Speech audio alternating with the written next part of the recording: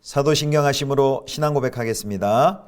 전능하사 천지를 만드신 하나님 아버지를 내가 믿사오며 그 외아들 우리 주 예수 그리스도를 믿사오니 이는 성령으로 잉태하사 동정녀 마리아에게 나시고 본디오 빌라도에게 고난을 받으사 십자가에 못 박혀 죽으시고 장사한 지 사흘 만에 죽은 자 가운데서 다시 살아나시며 하늘에 오르사 전능하신 하나님 우편에 앉아 계시다가 저리로서 산자와 죽은 자를 심판하러 오시리라. 성령을 믿사오며 거룩한 공회와 성도가 서로 교통하는 것과 죄를 사하여 주시는 것과 몸이 다시 사는 것과 영원히 사는 것을 믿사옵나이다. 아멘.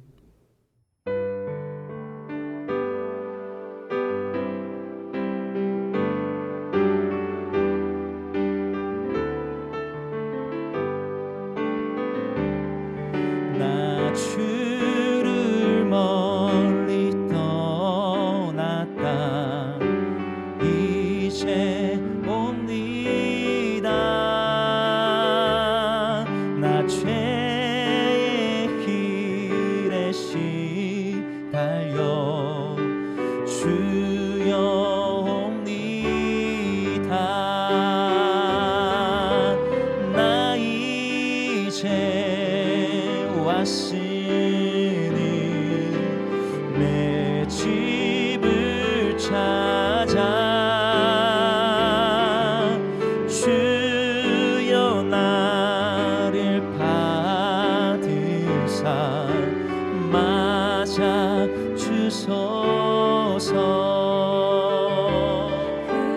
귀한 세월 보내고 이제 옵니다. 난 뉘우치는 눈물로 주여 옵니다. 나 죄에 매여 고달파 이제 옵니다. 주 크신 사랑 받고자 주여 옵니다. 이 병든 마음을 고치려 이제 옵니다. 그 힘과 소망 바라고 주여 옵니다. 나 이제 왔으니 내 집을 찾아 주여 나를 받으사 맞아 주소서. 나 바랄 것이 무언가 우리 주 예수 날 위해 죽임 당하시 믿고 옵니다. 나 이제 왔으니 내 집을 찾아 주여 나를 받으사 맞아 주소서.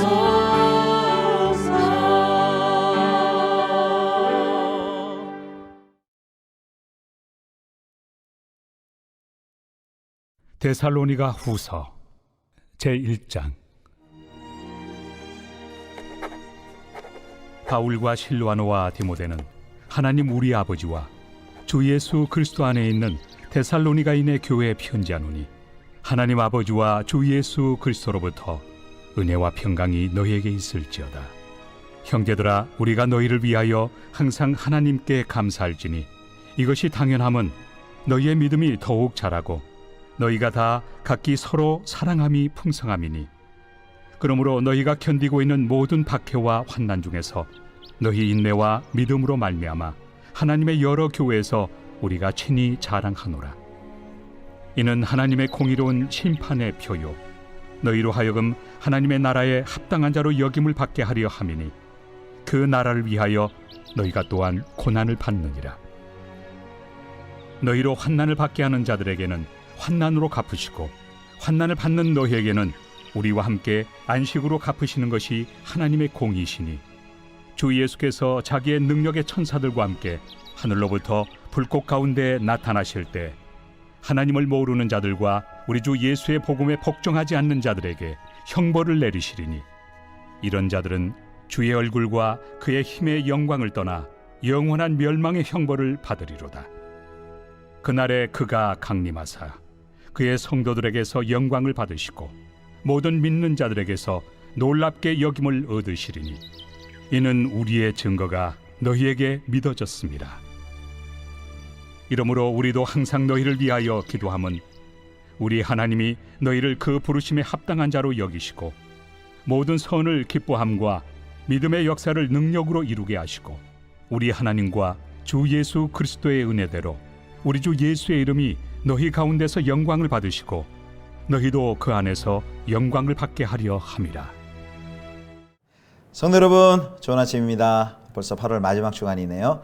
아침 저녁으로 또 선선한 바람이 부는데 환절기에 특별히 건강 조심하시기 바랍니다.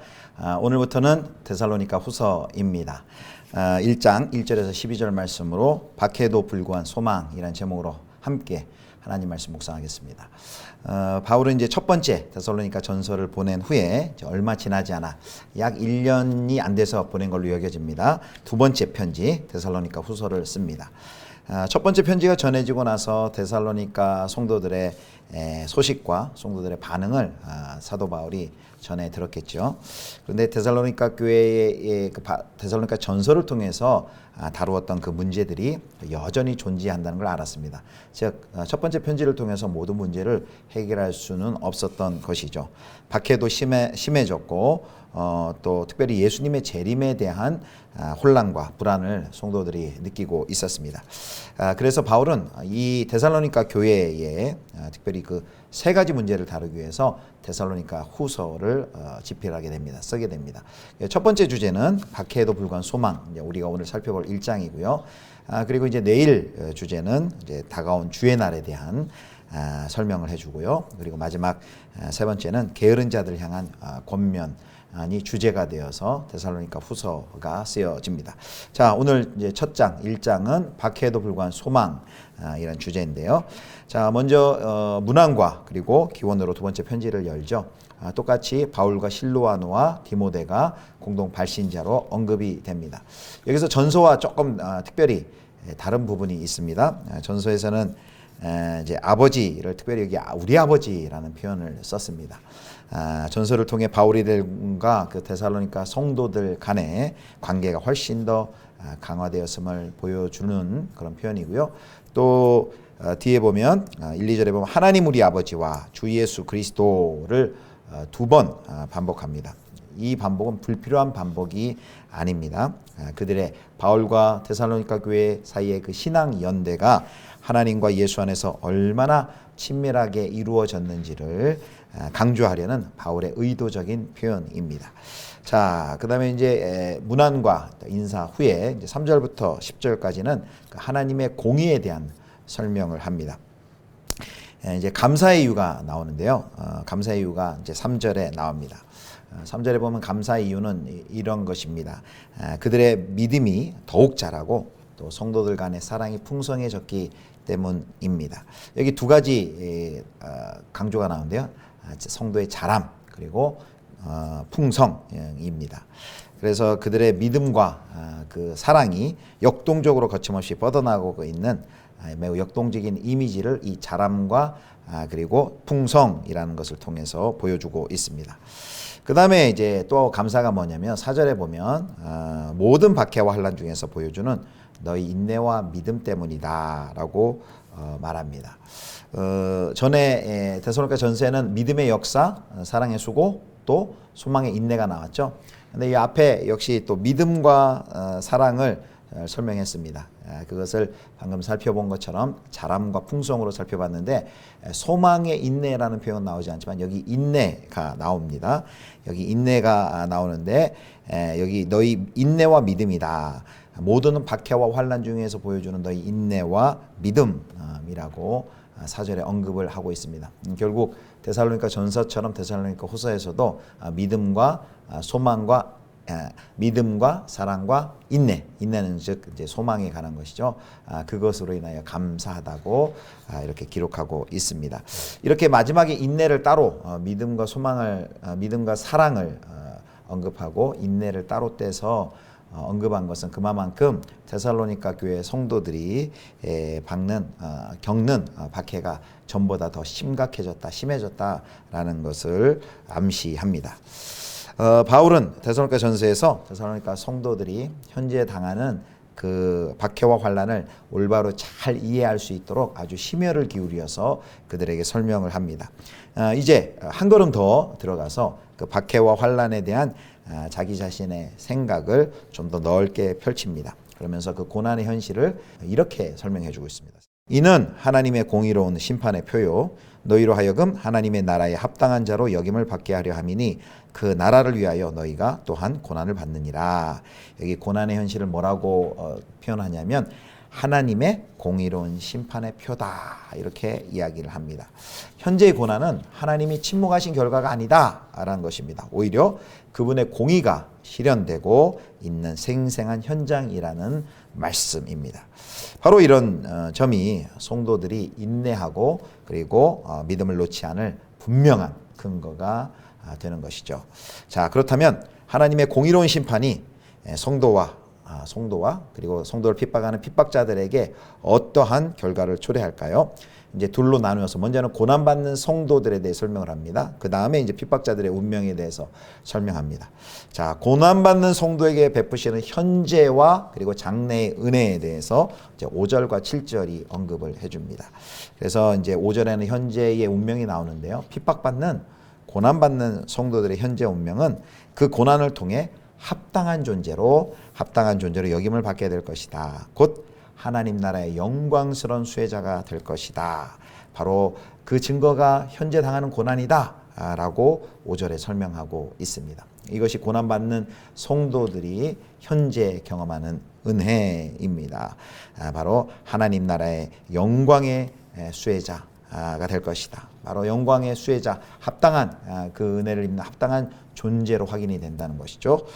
그 다음에 이제 고난받는 성도의 이제 장래의 은혜는 무엇입니까? 7절입니다. 환난을 받는 너희에게는 우리와 함께 안식으로 갚으시는 것이 하나님의 공의시니 주 예수께서 자기의 능력의 천사들과 함께 하늘로부터 불꽃 가운데 나타내실 때에 여기 뭐라고 했냐면 안식이라는 표현이 나오죠. 환난을 받는 너희에게는 우리와 함께 안식으로 갚으시는 것이 하나님의 공의시다 라는 말씀을 합니다. 그래서 장래에는 고난받는 자에게 약속한 장래 은혜는 무엇입니까? 바로 우리 주 예수 그리스도께서 재림하실 때에 안전한 쉼을 얻을 것이다 라는 것이 약속입니다.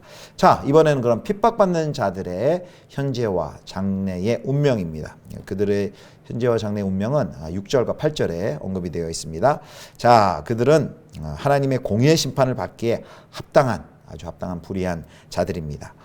바울은 다른 곳에서 악인을 그 행한 대로 보응하시는 하나님의 공의를 다른 곳에서도 굉장히 강조해 왔습니다.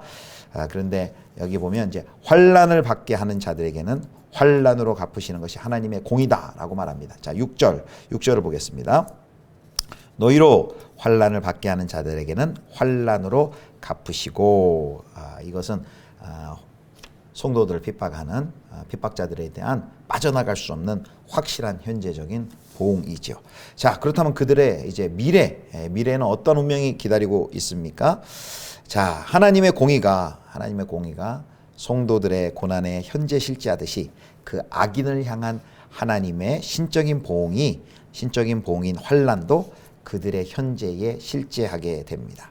자, 그것이 이제 현재적인 핍박자들에 대한 운명인데요. 자, 그렇다면 그들의 미래에는 최종적인 신적인 형벌이 기다리고 있습니다. 자, 9절입니다. 데살로니가후서 1장 9절. 이런 자들은 주의 얼굴과 그의 힘의 영광을 떠나 영원한 멸망의 형벌을 받으리로다. 아멘. 여기 예수 그리스도께서 강림하실 때의 최종적인 신적 형벌, 즉 9절에 말한 대로 영원한 멸망의 형벌을 받으리로다 라고 말씀하십니다. 자, 이제 바울이 이렇게 긴 진술을 통해서 이제 현재 고난받고 있는 데살로니가 성도들을 격려합니다. 현재와 장래에 항상 의로우신 하나님을 그러므로 끝까지 신뢰할 것을 강력히 독려합니다. 그리고 마침내 주의 강림의 날에 있을 영광스러운 모습을 다시 한번 상기시킵니다. 사랑하는 성도 여러분, 우리 성도들의 삶 속에 고난이 없으면 좋겠지만 고난이 없을 수가 없습니다. 역경과 또 이런 환난이 반드시 이 죄된 세상에서 살아가는 우리 성도들 가운데 그것이 따라갑니다. 그러나 분명한 것은 무엇입니까? 그 환난과 그 역경이, 그 고난이 성도들의 신앙을 결코 시들게 하지 못한다는 사실입니다. 왜냐하면 하나님의 은혜와 하나님의 신실하심이 우리 성도들을 붙들고 계시고, 그래서 그 하나님의 붙들어 주심으로 말미암아 오늘 우리 데살로니가후서 1장에 살펴본 것처럼 믿음과 또 사랑과 인내를 꽃피울 것입니다. 자, 이제 마지막으로 성도들을 위한 사도 바울의 기도가 11절 12절에 언급이 되어 있습니다. 바울은 육체로는 데살로니가 성도들과 떨어져 있지만은 항상 그 데살로니가 성도들과 또 기도로 교통했습니다. 얼마나 아름다운 모습입니까?